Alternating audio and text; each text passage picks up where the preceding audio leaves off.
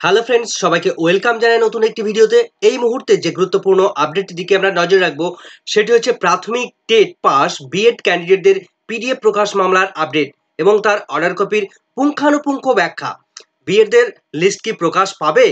21শে ফেব্রুয়ারির মধ্যে এই পিডিএফ প্রকাশের অর্ডার থাকলেও কেন প্রকাশ পেল না এই পিডিএফ? তো প্রাথমিক শিক্ষা পর্ষদ তারা এই মুহূর্তে তার স্ট্যান্ড পয়েন্টটা কি রয়েছে বিএডদের প্রকাশ নিয়ে, প্রাথমিক শিক্ষা পর্ষদ তারা এই মুহূর্তে কি ভাবছে, সমস্ত বিস্তারিত থাকবে। এবং অর্ডার কপির মধ্যে কি কি নির্দেশ দিলেন মাননীয় বিচারপতি রাজাশেখর মান্থার সিঙ্গেল বেঞ্চ, সমস্ত বিস্তারিত থাকবে এই ভিডিওর মধ্যে। তো চলুন বন্ধুরা, ভিডিওটি শুরু করা যাক। ভিডিও শুরু করার আগে বলে রাখবো বন্ধুরা, যারা চ্যানেলটিতে নতুন আছেন অবশ্যই একটু সাবস্ক্রাইব করে রাখার অনুরোধ রইল এবং ভিডিওটি ভালো লাগলে অবশ্যই একটু লাইক এবং কমেন্ট করে যাবেন। তো চলুন বন্ধুরা, ভিডিওটি শুরু করা যাক। তো মামলাটির ডিটেলস যদি আমরা দেখি তাহলে আমরা দেখতে পাবো যে 21শে ফেব্রুয়ারি মামলাটি বিস্তারিত শুনানি হয়েছে। সেখানে কলকাতা হাইকোর্টের সিঙ্গেল বেঞ্চে মাননীয় বিচারপতি রাজাশেখর মান্থার বেঞ্চে কোর্ট নাম্বার 13-তে, যার সিরিয়াল নাম্বার 4-এ এই মামলাটি শুনানি হয়। মামলাটির যে রিট পিটিশন নাম্বার WPA 2661/2024 এই মামলাটি, যার পিটিশনার রয়েছেন শিল্পী সেন। তো মামলাটি গত 21শে ফেব্রুয়ারি শুনানির আগে যেদিন শুনানি হয়েছিল, অর্থাৎ 13ই ফেব্রুয়ারি, সেই দিন মাননীয় বিচারপতি রাজাশেখর মান্থা তিনি নির্দেশ দিয়েছিলেন যে 2022-এর যে প্রাথমিক টেট হয়েছিল সেই প্রাথমিক টেটে কতজন বিএড ক্যান্ডিডেট তারা অ্যাপিয়ার করেছিল, কতজন সেখানে তারা পাস করেছিল এবং এনআইএস ডিএলএড থেকে কতজন প্রাথমিক টেটে তারা অ্যাপিয়ার করেছিল বা বসেছিল, সমস্ত ডিটেলসটা তাদের একটা প্রকাশ করতে পিডিএফ আকারে প্রকাশ করার কথা নির্দেশ দিয়েছিলেন। কিন্তু সেটা 21শে ফেব্রুয়ারি 2024 তারিখের মধ্যে সমস্ত ডিটেলসটা প্রকাশের নির্দেশ দেওয়া ছিল 13ই ফেব্রুয়ারি। কিন্তু গত 21শে ফেব্রুয়ারি মামলাটি আবার লিস্টেড হওয়ার সত্ত্বেও তার মধ্যে এই সময়সীমার মধ্যে কিন্তু প্রাথমিক শিক্ষা পর্ষদ পিডিএফ প্রকাশ করেনি, তো বা তাদের ডিটেলসটা প্রকাশ করেনি। তো কেন প্রকাশ করেনি প্রাথমিক শিক্ষা পর্ষদ, তারা কি জানিয়েছে কোর্টকে, এবং 21শে ফেব্রুয়ারি যে শুনানি হলো সেই শুনানির দিন কি কি বিস্তারিত শুনানি হয়েছে, অর্ডার কপির মধ্যে কি কি উল্লেখ করেছে, চলুন সরাসরি আমরা অর্ডার কপির মধ্যে চাই। তো অর্ডার কপির মধ্যে আমরা বিস্তারিত যেটা দেখতে পাচ্ছি যে 21শে ফেব্রুয়ারি 2024 তারিখে মামলাটির ডিটেলস শুনানি হয়। তার অর্ডার কপি আমরা দেখছি, যেটি মামলাটির কলকাতা হাইকোর্টের সিঙ্গেল বেঞ্চে কোর্ট নাম্বার 13-তে এই মামলাটি শুনানি হয়, যার সিরিয়াল নাম্বার ছিল 4 নম্বর সিরিয়াল নাম্বারে এই মামলাটি ছিল, যার রিট পিটিশন নাম্বার WPA 2661/2024। ওই তার সঙ্গে দুটি ক্যান ফাইল ওই দিন কিন্তু, অর্থাৎ 21শে ফেব্রুয়ারি ওই দিন দুটি ক্যান ফাইল অ্যাডমিশন হয়েছে। তো তার সঙ্গে দুটো ক্যান ফাইল অ্যাডমিশন এখানে আমরা দেখতে পাচ্ছি। এবং তার পাশাপাশি মামলাটির পিটিশনার রয়েছেন শিল্পী Sen versus state of West Bengal. এদিকে পিটিশনারদের পক্ষ থেকে কথা বলছিলেন সুবীর সান্না, পীযূষ চতুর্বেদী, সোমেশ ঘোষ, এছাড়া আরো অনেকেই ছিলেন। অন্যদিকে পিটিশনার তার পাশাপাশি ক্যান ফাইল 1 এবং ক্যান ফাইল 2 এর হয়ে কথা বলছিলেন মিস্টার ফিরদৌস শামীম, গোপা বিশ্বাস, এনারা কথা বলছিলেন। অন্যদিকে স্টেটের হয়েও যারা ছিলেন তারা দেখতে পাচ্ছেন আপনার নাম দুজন রয়েছে। অন্যদিকে প্রাথমিক শিক্ষা পর্ষদের হয়ে কথা বলছিলেন সৈকত ব্যানার্জি, রাতুল বিশ্বাস, এনারা। তো 21শে ফেব্রুয়ারি এই অর্ডার কপি ব্যাখ্যা করার আগে আমরা তার আগের দিন আগে অর্থাৎ 13ই ফেব্রুয়ারি তিনি যে নির্দেশ দিয়েছিলেন পিডিএফ বা তার ডিটেলস প্রকাশ বিএড ক্যান্ডিডেট এবং এনআইএস ডিএলএড ক্যান্ডিডেটদের ডিটেলস প্রকাশ করার যে নির্দেশ দিয়েছিলেন তিনি, সেই অর্ডার কপির মধ্যে কি অ্যাকচুয়ালি তিনি কি বলতে চেয়েছিলেন বা কি বলেছিলেন, কত তারিখের মধ্যে এই পিডিএফ বা ডিটেলস প্রকাশ করার কথা বলেছিলেন, সেটা আমরা এক ঝলক দেখে নেব। তারপর আমরা আবার ফিরে আসবো এই 21শে ফেব্রুয়ারির অর্ডার কপির মধ্যে। তো চলুন, তো আমরা চলে এসেছি 13ই ফেব্রুয়ারি 2024 তারিখে কোর্ট নাম্বার 13-তে, যার ডায়েরি নাম্বার আমরা দেখতে পাচ্ছি শিল্পী সেন, ডিটেলস সমস্ত কিছু রয়েছে। আমরা মূল বক্তব্যের দিকে যাব। মূল বক্তব্য যেখানে অর্ডারটা তিনি লিখেছিলেন সেই জায়গাটা দেখবো আমরা। 13ই ফেব্রুয়ারি তার অর্ডারের 10 নম্বর পয়েন্টে যে বিষয়টা তিনি মূল বক্তব্যটা লিখেছেন, লেট দ্য WBBPE অর্থাৎ West Bengal Board of Primary Education ফাইলের রিপোর্ট, তাদেরকে নির্দেশ দেওয়া হয়েছে একটা রিপোর্ট ফাইল করার জন্য by way of an affidavit, একটা এফিডেভিট তাদেরকে রেডি করার কথা বলা হচ্ছে। বাই 21শে ফেব্রুয়ারির মধ্যে একটা রিপোর্ট তৈরি করার কথা বলা হয়েছে 2024 তারিখের মধ্যে, 21শে ফেব্রুয়ারি 2024 তারিখের মধ্যে উইথ অ্যান অ্যাডভান্স কপি, একটা অ্যাডভান্স কপি সার্ভ করতে হবে টু দ্য রিট পিটিশনারদের একটা অ্যাডভান্স কপি এই এফিডেভিট তাদেরকে দিতে বলা হয়েছে। To indicate the number of candidates, কি থাকবে সেখানে, নাম্বার অফ ক্যান্ডিডেটস, কতজন আছে, কতজন বিএড ক্যান্ডিডেট আছে দেখবো। Who participated in TET 2022 examination, 2022-এর যে টেট পরীক্ষা হয়েছিল সেই 22-এর টেট পরীক্ষায় কতজন অংশগ্রহণ করেছিল, কারা অংশগ্রহণ করেছিল, holding BEd candidate, BEd qualification দেখিয়ে যারা এই প্রাথমিক টেট 2022-এ বসেছিল, এবং তার পাশাপাশি ডিএলএড কোয়ালিফিকেশন দেখিয়ে ইস্যুড বাই দ্য এনআইএস থেকে যারা ডিএলএড করেছিল, সেই এনআইএস ডিএলএড দেখিয়ে যারা 2022-এর টেটে বসেছিল তাদের সংখ্যা বা ডিটেলস জানাতে বলেছিল কলকাতা হাইকোর্টের সিঙ্গেল বেঞ্চ। তাহলে আমরা দেখলাম 21শে ফেব্রুয়ারির মধ্যে কিন্তু ডিটেল জানাতে বলেছে। এবার আমরা 21শে ফেব্রুয়ারির যে অর্ডার কপি সেই অর্ডার কপিটা দেখব। তো আমরা চলে এসেছি 21শে ফেব্রুয়ারি যে অর্ডার কপি আমরা একটু আগে দেখছিলাম, সেই অর্ডার কপির মধ্যে ডিটেলস মূল বক্তব্যের দিকে আমরা চলে যাব। দেখুন এদিনের যে লাইভ স্ট্রিম সেটা যদি আমরা দেখি তাহলে আমরা দেখতে পাবো যে বিএডদের পক্ষ থেকে ফিরদৌস শামীম মহাশয় তিনি দুটো ক্যান ফাইল অ্যাডমিশন করিয়েছেন। তো প্রথম যে ক্যান ফাইলটা অ্যাডমিশন করানো হয়েছে সেই অ্যাডমিশন প্রথম ক্যান ফাইলের জন্য যে অর্ডারটা লেখা হচ্ছে বা তাদের জন্য যে ইনস্ট্রাকশনটা দেওয়া হচ্ছে সেটা এখানে বলা হচ্ছে যে CAN of 2024 has been filed by the candidates who obtain TET certificate. যে সমস্ত ক্যান্ডিডেটরা টেট সার্টিফিকেট অর্জন করেছে বা পেয়েছে, যে সমস্ত ক্যান্ডিডেটরা ইন দ্য ইয়ার 2022-এর যে প্রাথমিক টেট হয়েছিল উইথ এ বিএড ডিগ্রি, একটা বিএড ডিগ্রি নিয়ে যে সমস্ত ক্যান্ডিডেটরা 2022-এর যে টেট সেই টেটের সার্টিফিকেট অর্জন করেছে তার জন্য এই ক্যান 1টা ফাইল করা হয়েছে। এরপর যেটা বলা হচ্ছে ইট ইজ সাবমিটেড দ্যাট, এটা অবশ্যই সাবমিট করা হয়েছে যে অ্যাপ্লিক্যান্টস আর নেসেসারি পার্টিস, অ্যাপ্লিক্যান্ট যিনি এই ক্যান ফাইল অ্যাপ্লিকেশন করছেন তিনি একজন নেসেসারি পার্টি, প্রয়োজনীয়, তার এই মামলার সঙ্গে যথেষ্ট পরিমাণে সংযুক্ত রয়েছে বা লিঙ্ক রয়েছে, তার জন্য তিনি কিন্তু এই মামলার সঙ্গে রিট পিটিশনার হয়েছেন ক্যান ফাইল হিসেবে, তাকে পারমিট করা হয়েছে প্রাইমারিলি ভাবে। সে দেখা যাচ্ছে যে এই যে অ্যাপ্লিকেশনটি এই রিট পিটিশনের সঙ্গে যথেষ্ট সম্পর্কযুক্ত, তাই তাকে পারমিশন দেওয়া হচ্ছে। 2 নম্বর পয়েন্টে যেটা বলা হচ্ছে the prayers made in the writ petition directly affect the applicant, অর্থাৎ এই ক্যান ফাইল যিনি করছেন যে অ্যাপ্লিক্যান্ট তাকে ডিরেক্ট অ্যাফেক্ট করবে যদি এই রিট পিটিশনে তাকে যুক্ত না করা হয়। He would also seriously prejudice if he is not heard in the this proceeding, অর্থাৎ এই প্রসিডিং এ বা এই রিট পিটিশনে তাকে যদি ইনক্লুড না করা হয় তাহলে কিন্তু সেটা পক্ষপাত দুষ্ট হবে বা বায়াস হয়ে যাবে সেখানে, বা সঠিক বিচার হবে না যেহেতু তিনি সরাসরি কানেক্টেড এই মামলার সঙ্গে যুক্ত। 3 নম্বর পয়েন্টে যেটা বলা হচ্ছে হ্যাভিং হিয়ার দ্য পার্টিস, এই পার্টিকে হিয়ারিং করানো হয়েছে, ডিটেলস শোনা হয়েছে তাদের ডিটেলসটা, কনসিডারিং দ্য রিট পিটিশন, এই রিট পিটিশনে তাদেরকে কনসিডার করা হয়েছে। This court is of view of that, এই কোর্ট তাদেরকে এই অবজারভেশন ফিল করছে বা এই কোর্ট তাদেরকে অবজারভেশন জানাচ্ছে যে applicants R necessary parties to the instant proceeding, এই যে প্রসিডিংটা চলছে বা রিট পিটিশনটা চলছে সেই প্রসিডিংয়ে বা এই রিট পিটিশনে অ্যাপ্লিক্যান্ট তিনি একটু নেসেসারি পার্টি হিসেবে তাকে এই মামলার পারমিশন দেওয়া হচ্ছে বা সংযুক্ত করতে কোর্টের কোনো আপত্তি নেই।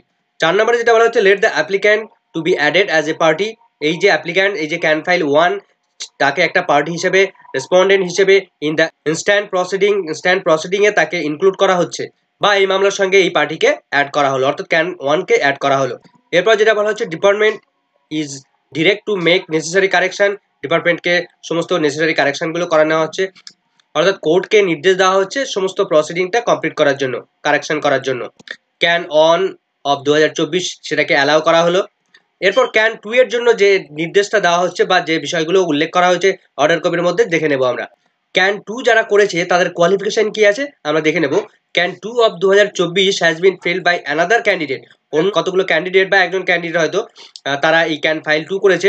Who has obtain TET certificate, তারা টেট সার্টিফিকেট অর্জন করেছে ইন ইয়ার 2022 যে প্রাথমিক টেট হয়েছিল সেই টেট সার্টিফিকেট তারা অর্জন করেছে উইথ বিএড ডিগ্রি দেখিয়ে তারা টেট পাস সার্টিফিকেট অর্জন করেছে প্রাথমিক TET, and undergoing a regular DElEd course, অর্থাৎ তারা এই মুহূর্তে প্রাথমিকের যে রেগুলার ডিএলএড কোর্স চলছে 23 থেকে 25 সেশন, সেই 23-25 সেশনে তারা রেগুলার ডিএলএড করছে। এরকম ক্যান্ডিডেট তারা কিন্তু এই মামলার সঙ্গে ক্যান 2 করেছে, ক্যান ফাইল 2 করেছে, 2 করে এই মামলার সঙ্গে যুক্ত হয়েছে। 8 নম্বর পয়েন্টে যেটা বলা হচ্ছে it is submitted by mister Shamim, অর্থাৎ ফিরদৌস শামীম তিনি এই বিষয়টাকে সাবমিট করেছেন কি রিপ্রেজেন্টিং দ্য অ্যাপ্লিক্যান্ট, ক্যান 2 এর যে অ্যাপ্লিক্যান্ট তাদেরকে রিপ্রেজেন্ট করছেন, that the applicant is a part of a separate class, অন্যান্য একটা পৃথক ধরনের ক্লাসের অন্তর্ভুক্ত এই ক্যান 2 সেটাকে তারা সাবমিট করাচ্ছেন, would be directly affected by the prayers, এই প্রেয়ার তাদেরকে অ্যাফেক্ট করতে পারে বা এই যে ক্যান্ডিডেটরা অ্যাফেক্টেড হতে পারে, তার জন্য তারা কিন্তু এই রিট পিটিশনের সঙ্গে ডিফারেন্স একটা ওয়ে নিয়ে বা একটা ভিন্ন ম্যাটার নিয়ে তারা কিন্তু এই মামলার সঙ্গে যুক্ত হয়েছে। ইট ইজ সাবমিটেড দ্যাট, এটা সাবমিট করা হয়েছে যে applicant stand on better footing, অর্থাৎ তারা যে অ্যাপ্লিক্যান্টটা করেছে, যারা অ্যাপ্লিক্যান্ট রয়েছে যারা এই ক্যান 2 করেছে তারা একটা বেটার পজিশনে রয়েছে বা তাদের যুক্তি যে তারা যেগুলো দেখাচ্ছে সেগুলো একটা যুক্তিসঙ্গত কারণ রয়েছে, তার কারণেই এই ক্যান 2 এর সঙ্গে এদেরকে অ্যাপ্লিকেশন করানো হচ্ছে। Compare the applicant can 1 is concern, অর্থাৎ অ্যাপ্লিক্যান্ট যেমন 1 এর সঙ্গে এটা যেমন কানেক্টেড যেমন ক্যান 2 এও একই রকম ভাবে কানেক্টেড এই মূল রিট পিটিশনের সঙ্গে। Having heard council for the parties, এই যে দুটো পার্টি তাদেরকে সমস্ত বিষয়গুলো হিয়ার অর্থাৎ শুনানি কমপ্লিট করে ফেলেছে ইতিমধ্যে court, and considering the amendment in the writ petition, this court is of view that এই কোর্ট এই ভিউটা দিচ্ছে বা এই অবজারভেশন দিচ্ছে, the applicant is necessary party to the instant proceeding as a prayer in the writ petition। এই যে writ পিটিশনটা করা হচ্ছে, এই রিট পিটিশনে এই যে দুটো পার্টি তারা প্রয়োজনীয় বা তাদের গুরুত্ব রয়েছে বা তারা যথোপযুক্তভাবে অ্যাপ্লিকেশন করেছে এবং তাদের অ্যাপ্লিকেশন করার মধ্যে প্রাসঙ্গিকতা রয়েছে, তার কারণে এদেরকে অ্যাড করা হলো। তার পাশাপাশি যেটা দেখা যাচ্ছে, similarly situated TET certificate holder, দুজন ক্যান্ডিডেটই TET certificate holder, let the applicant be added as party respondent in instant proceeding. অর্থাৎ এই মামলার সঙ্গে তাদেরকে রেসপন্ডেন্ট হিসেবে অ্যাড করা হলো, পিটিশনার হিসেবে শিল্পী সেন বা আরো অন্যান্যরা যারা রয়েছেন, তার পাশাপাশি রেসপন্ডেন্ট হিসেবে এই দুটো ক্যান ফাইল যারা অ্যাড হলো তারা রেসপন্ডেন্ট হিসেবে তাদেরকে অ্যাড করা হলো। Department is directed to make necessary correction, ডিপার্টমেন্টকে নেসেসারি কারেকশন করতে হবে ইন দ্য কজ লিস্ট, তাদের যে কজ লিস্ট রয়েছে সেই কজ লিস্টে ইনস্ট্যান্ট রিট পিটিশন, এই রিট পিটিশনটাকে কজ লিস্টের সমস্ত বিষয়গুলো দেখে সেই মতো লিস্টেড করতে বলা হয়েছে। যেহেতু অর্ডার কপির মধ্যে সমস্ত বিষয়গুলো এই ক্যান টু দুটো ফাইলগুলো সমস্ত বিষয়গুলো তাদের ডকুমেন্টসগুলো কারেকশন করে এই কজ লিস্টের যে টাইটেল বা এই মামলাটির যে লিস্টেড করা হবে সেটা তারপরে ঠিক করা হবে। অর্থাৎ ক্যান তাদের অ্যাডমিশন হয়ে যাওয়ার পর, তাদের ডকুমেন্টস সমস্ত কিছু প্রসিডিং হয়ে যাওয়ার পর তারপরে মামলাটি লিস্টেড হবে। তো আমরা এখন যদি স্ট্যাটাসটা দেখি তাহলে এই মুহূর্তে আমরা যেটা দেখতে পাবো যে, চলুন দেখি স্ট্যাটাসটা যেটা রয়েছে এখানে। দেখুন, ফার্স্ট হিয়ারিং হয়েছিল 8ই February, next hearing date, next date is not given. এখনো পর্যন্ত কিন্তু নেক্সট ডেট দেওয়া হয়নি এই মামলাটির পরবর্তী শুনানি কবে হবে, কেননা যে দুটো ক্যান ফাইল অ্যাডমিশন হলো সেই দুটো ক্যান ফাইল কিন্তু এখনো পর্যন্ত প্রসিডিং হয়নি বা তার সাবমিশন কমপ্লিট হয়েছে, কিন্তু কোর্টের যে প্রসিডিংটা রয়েছে সেগুলো কিন্তু এখনো বাকি রয়েছে। এই কারণে কিন্তু এখনো নেক্সট কজ লিস্টে তাদের নাম এখনো বা নেক্সট ডেট হিসেবে নেক্সট ডেট এখনো মেনশন করা হয়নি। ক্যান 2 অফ 2024 এই ক্যানটাকে অ্যালাউ করা হলো। এবার আসছি মূল বক্তব্যের দিকে, অর্থাৎ যে রিট পিটিশন 2661 মূল মামলা, সেই মূল মামলার সঙ্গে মূল মামলার জন্য কি কি অর্ডার দেওয়া হচ্ছে ডিটেলসটা আমরা দেখে নেব। কেন সেই 21 তারিখের মধ্যে প্রাথমিক শিক্ষা পর্ষদ বিএড ক্যান্ডিডেটদের সার্টিফিকেট লিস্ট প্রকাশ করার কথা বলেছিল, সেই লিস্ট কেন প্রকাশ করেনি ডিটেলসটা এখানে কিন্তু উল্লেখ করা হয়েছে, মেনশন করা হয়েছে। সুতরাং ভিডিওটি কোনো রকম স্কিপ না করে শেষ পর্যন্ত দেখতে থাকুন। 13 নম্বর পয়েন্টে মূল যে বক্তব্যটা, মূল যে অর্ডারটা দেওয়া হয়েছে, দেখুন, council for the West Bengal Board of Primary Education অর্থাৎ প্রাথমিক শিক্ষা পর্ষদ সাবমিট দ্যাট, তারা সাবমিট করেছে they have obtain instruction only yesterday and seek extension time to file report and direction on 13/2/2024 তারিখে। অর্থাৎ কলকাতা হাইকোর্টের সিঙ্গেল বেঞ্চ এর আগে 13 তারিখে যে ডিরেকশনটা দিয়েছিল বা নির্দেশ দিয়েছিল, সেই নির্দেশটাকে তারা এক্সটেনশন করার জন্য আবেদন জানিয়েছে। এক্সটেনশন টাইমটাকে আরো তারা বৃদ্ধি করার জন্য আবেদন জানিয়েছে। তো 13 তারিখে কি বলেছিল কলকাতা হাইকোর্ট, 13 তারিখে আমরা দেখে নেব সেই মূল বক্তব্যটা একবার দেখে নিই।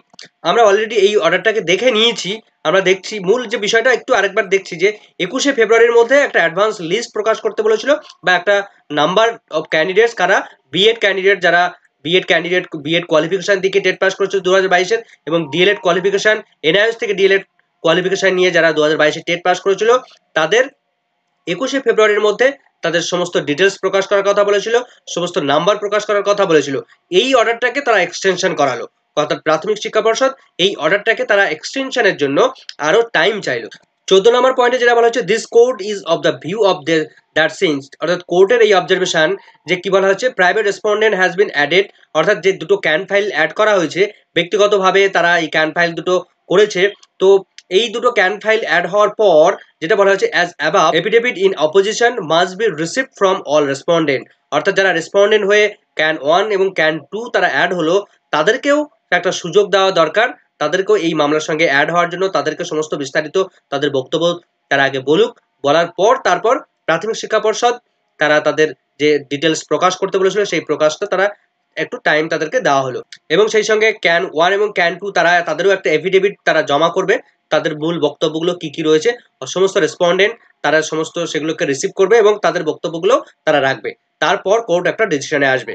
15 নম্বর পয়েন্টে কি বলা হচ্ছে, লেট এফিডেভিট ইন অপোজিশন অর্থাৎ ক্যান 1 এবং ক্যান 2 অর্থাৎ বিএডদের কথা বলা হচ্ছে যে be filed by all respondent within a period of 3 weeks from date, অর্থাৎ অর্ডারের ডেট থেকে 3 সপ্তাহের মধ্যে তাদের একটা এফিডেভিট জমা দেওয়ার কথা বলা হচ্ছে। Reply if any the file within a week thereafter, 3 সপ্তাহের মধ্যে এই রেসপন্ডেন্ট অর্থাৎ বিএডদের কি কি বক্তব্য আছে সেগুলো তাদেরকে তুলে ধরতে হবে এবং 1 সপ্তাহের মধ্যে তাদেরকে রিপ্লাই দেওয়ার কথা বলা হয়েছে।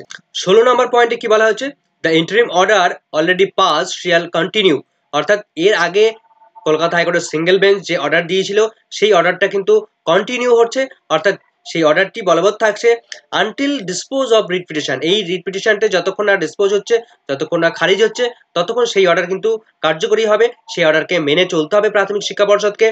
The parties apply for modification, এই যে পার্টি অর্থাৎ প্রাথমিক শিক্ষা পর্ষদ তারা কিন্তু এই মডিফিকেশনের জন্য অ্যাপ্লাই করতে পারে, বা অর্থাৎ তারা যে এই যে তাদের যে অর্ডার দেওয়া হয়েছিল পিডিএফ প্রকাশ করার বা সমস্ত ডিটেলস বিএড ক্যান্ডিডেটদের বা এনআইএস ডিএলএডদের ক্যান্ডিডেট সমস্ত ডিটেলস প্রকাশ করার কথা বলা হয়েছিল, তার সময়সীমা তারা কিন্তু বৃদ্ধি করার জন্য তারা আবেদন জানিয়েছে এবং সেটা মঞ্জুরও করেছে। তো সেটাই মডিফিকেশন সেখানে করা হয়েছে, তার জন্য তারা অ্যাপ্লাই করতে পারে। এবং লাস্ট প্যারাতে যেটা বলা হয়েছে, liberty two mention for hearing after completion of pleadings, অর্থাৎ এই যে মামলাটি পরবর্তীতে হিয়ারিং এর জন্য মেনশন করানোর স্বাধীনতা এই সমস্ত পার্টিদের রয়েছে, কারণ সমস্ত ডিটেলস তারা সাবমিট করার পর, সমস্ত বিষয়গুলো কমপ্লিট হওয়ার পর তাদের এই প্লিডিংটা বা এই রিট পিটিশনটি তারা কিন্তু হিয়ারিং এর জন্য মেনশন করাতে পারে। অর্ডার কপিতে যেমন উল্লেখ করা হয়েছে নেক্সট ডেট মেনশন করানো হয়নি, তো নেক্সট ডেট আমরা দেখতে পাচ্ছি next date is not given, এখনো পর্যন্ত দেওয়া হয়নি, কেননা ক্যান 1 ক্যান 2 এবং প্রাথমিক শিক্ষা পর্ষদ সমস্ত ডিটেলস তাদের সাবমিশন হয়ে যাওয়ার পর বা তাদের বক্তব্যগুলো এফিডেভিট আকারে জমা দেওয়ার পর তারপরে এই মামলাটি হিয়ারিং এর জন্য তারা লিস্টেড করবে, তারপরেই কিন্তু ডিটেলস শুনানি হবে।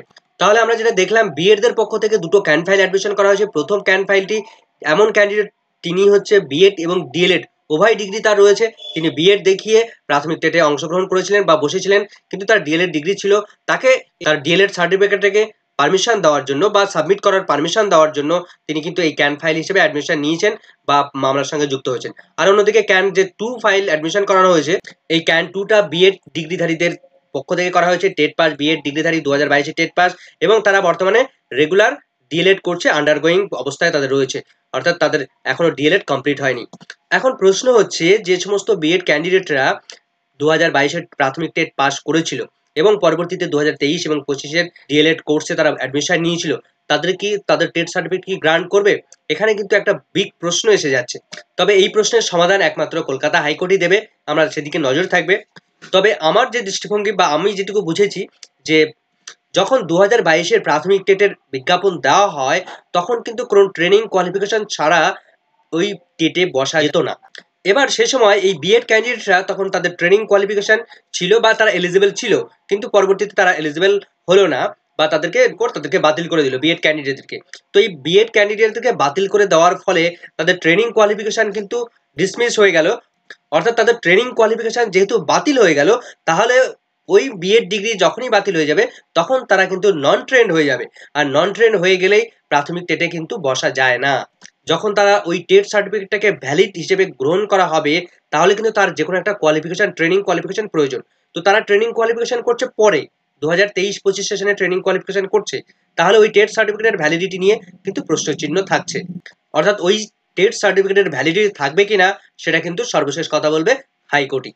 তবে ক্যান যিনি 1 করেছেন, ক্যান 1 ফাইল করেছেন, তার যেহেতু দুটো ডিগ্রি ছিল, তাকে কিন্তু ভ্যালিড হিসেবে গ্রহণ করলেও করতে পারে না, গ্রহণ করার সম্ভাবনা কিন্তু 99% রয়েছে। তবে পূর্বের নির্দেশ মতো প্রাথমিক শিক্ষা পর্ষদকে কিন্তু এই 2022 যে প্রাথমিক টেট, সেখানে বিএড ক্যান্ডিডেট এবং এনআইএস ডিএলএড ক্যান্ডিডেট কতজন ছিল তার ডিটেলস কিন্তু প্রকাশ করতেই হবে, সেই অর্ডার কিন্তু কার্যকরী থাকছে। তবে প্রাথমিক শিক্ষা পর্ষদ তারা একটু টাইম এক্সটেনশন করিয়ে নিল, আরও একটু সময় তারা চেয়ে নিল কলকাতা হাইকোর্টের কাছে, এবং সেটা কলকাতা হাইকোর্ট মঞ্জুরও করলো। তো পরবর্তী আপডেটের দিকে আমরা নজর থাকবে, পরবর্তী আপডেট পেলে অবশ্যই আপনাদের সঙ্গে শেয়ার করব। তো এই মুহূর্তে ভিডিওটি ভালো লাগলে অবশ্যই একটু লাইক এবং কমেন্ট করে যাবেন, চ্যানেলটিতে নতুন হলে অবশ্যই একটু সাবস্ক্রাইব করে রাখার অনুরোধ রইল। সকলকে ধন্যবাদ।